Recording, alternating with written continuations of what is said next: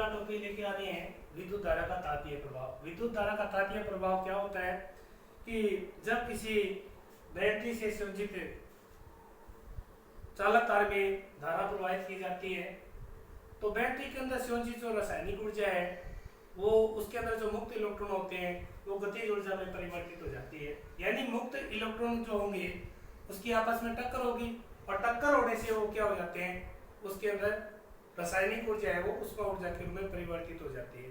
जैसे पंखा है वो निरंतर चलता रहता है तो क्या हो जाता है, वो गर्म हो जाता है।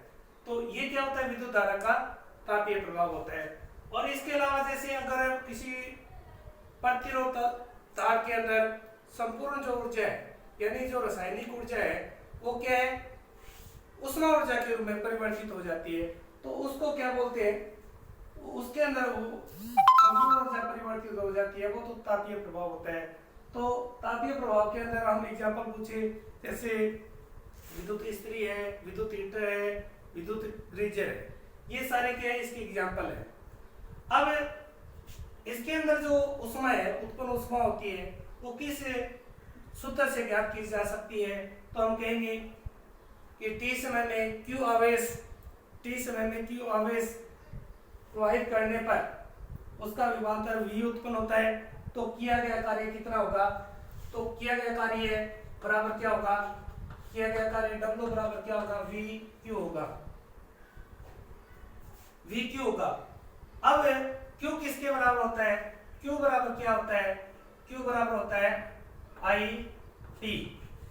तो इस सूत्र में क्या रख सकते हैं, W बराबर क्या हो गया, ये किस तरह से ज्ञात किया है, पहले हमने V बराबर बताया था, V बराबर क्योंकि V बराबर क्या होता है, V बराबर क्या होता है, W बटे Q होता है। तो इसके हिसाब से हम W बराबर क्या होगा, VQ, और Q बराबर क्या हो गया, IT।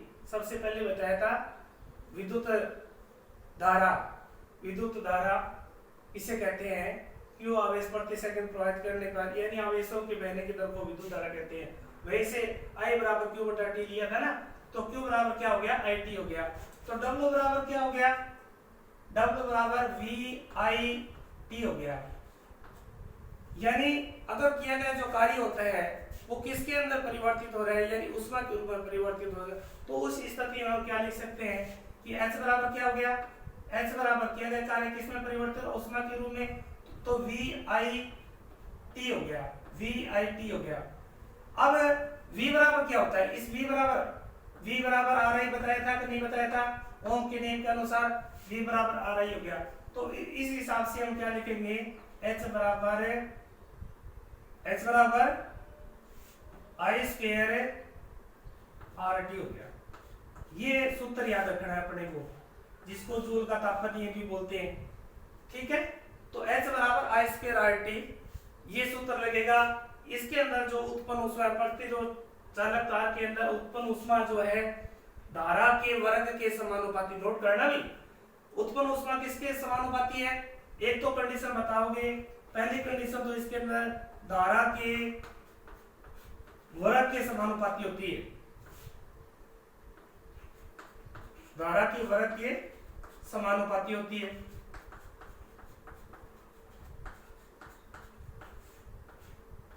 और दूसरा प्रतिरोध के समानुपाती भी होती है, प्रतिरोध के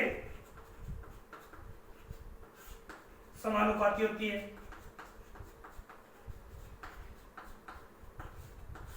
और लगने वाले समय के समानुपाती होती है, लगने वाले समय के समानुपाती होती है।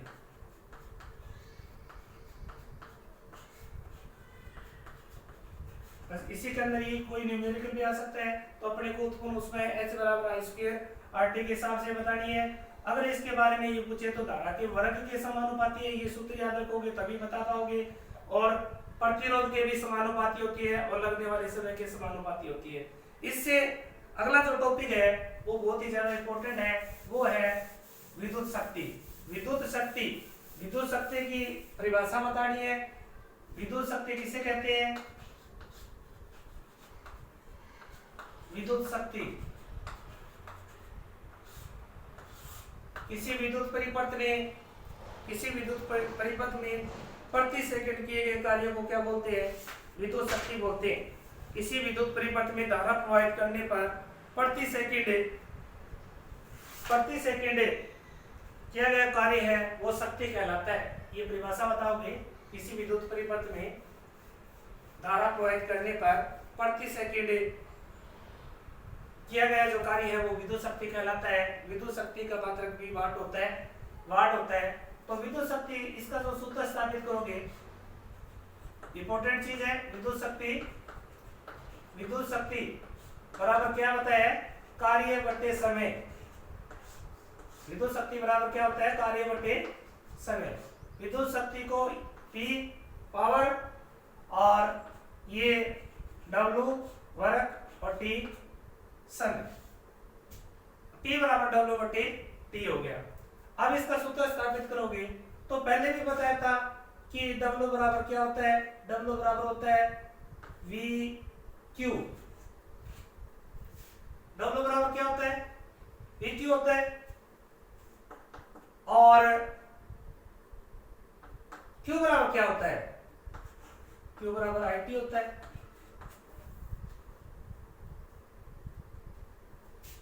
तो W बराबर क्या हो गया? VIT हो गया। सही है क्या? हाँ, Q बराबर सही है।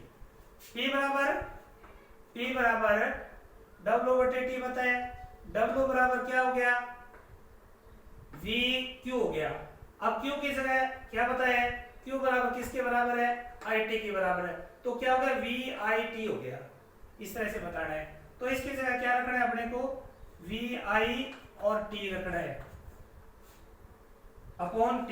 T से T कैंसिल हो गया और P बराबर VI। ये विद्युत शक्ति का सूत्र है।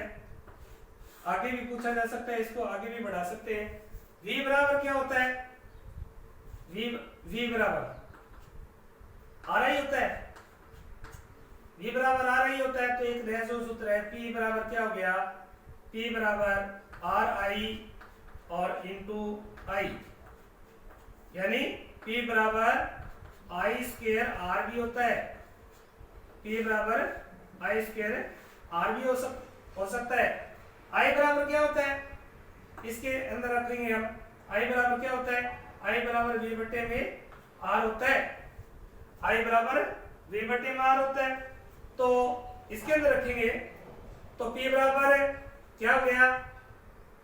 V इंटू V बटे R हो गया।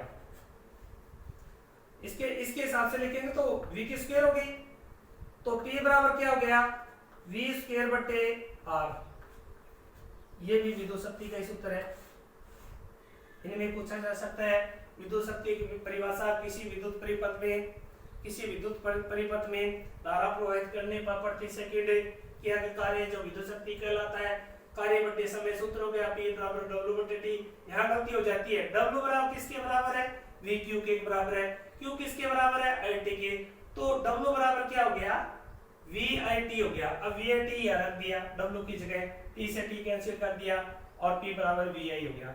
अब V किसके बराबर है? RI के बराबर है, क्योंकि ओम के नियम के अनुसार बताया था ना VRI, V बराबर RI। तो इसके अंदर रखेंगे, इसकी जगह हम RI रख दिया तो R I स्क्वायर हो गया और ये R हो गया। दूसरा, इस I की जगह अगर V बटे में R रख देंगे तो क्या बचा है? V बचा है और इसकी I की जगह हमने V बटे में R रख दिया तो V स्क्वायर बटे R हो गया। ये विद्युत शक्ति का सूत्र है। विद्युत शक्ति का जो मात्रक है वो क्या होता है? वाट होता है। वाट एक छोटा मात्रक है, यानी विद्युत शक्ति वाट यानी जूल प्रति सेकंड। जूल प्रति सेकंड कह दो या फिर वाट कह दो, इसका मात्रक है। लेकिन ये छोटा मात्रक है। अगर बड़ा मात्रक की बात करें तो किलोवाट, 1 किलोवाट। 1 किलोवाट में कितने वाट होते हैं? 1000 वाट होते हैं। 1 किलोवाट में 1000 वाट। और 1 मेगावाट के अंदर कितने वाट होते हैं? 10 की घात 6 वाट होते हैं। 10 की घात यानी 10 लाख हो गए। 10 लाख हो गए, 10 की घात 6 वाट भी ले सकते हैं इसको। ठीक है, ये 10 की घात 3 हो गया, 10 की घात 3 वाट हो गया। और एक असल शक्ति 1 हॉर्स पावर, 1 हॉर्स पावर बराबर कितना होता है? 746 वाट होते हैं, 746 वाट होते हैं। अब एक छोटा सा सवाल और आता है यहाँ पे, KWH में संबंध, KWH में संबंध पूछ लेते हैं कई बार, छोटा सा प्रश्न है, KWH में संबंध पूछते हैं। तो KWH के अंदर किलोवाट घंटा, यानी कि 1 किलो में कितने वाट हो गए? 1000 वाट हो गए। ठीक है, और घंटा, 1 घंटा में सेकंड है, यानी 60 × 60 कर सकते हैं, 36 हो गए, 60 × 60। अब इसको हल करोगे आप तो 6 की गुणा 6 के साथ में करी तो 36 हो गए, और ये कितने हो गए? 5 जीरो है, 10 की घात 5 लिख सकते हैं। अब 3.6 यानी इसको 1 जीरो मान लो, इसको पॉइंट से लिखेंगे, यहाँ पे पॉइंट 3.6 लिखूं तो यहाँ 6 लिख सकता हूँ, इसमें क्या फर्क पड़ेगा? राशि तो वही रहेगी, 3.6 गुणा में 10 की घात 6, ये जूल, 1 यूनिट बराबर है ये यूनिट। यानी KWH में सवाल पूछे तो अपने को ये बताना होगा 1000 किलोवाट 1000 वाट हो गया, 60 × 60 ये समय हो गया, 3600 सेकंड हो गए, 36 × 6 की घात 10 की घात 5 और 3.6 गुणा में 10 की घात 6 जूल हो गया। और इसके अलावा इसके अंदर कोई सवाल पूछा जा सकता है। सवाल के अंदर जैसे मान लो पूछ लिया कि 2 बल्ब है 100 वाट के 2 बल्ब है, प्रतिदिन 8 घंटे जल रहे हैं, 30 दिनों में विद्युत खर्च है वो ज्ञात करनी है। तो अपने को पता है वाट और जो समय की गुणा करनी है, वाट और समय की गुणा करके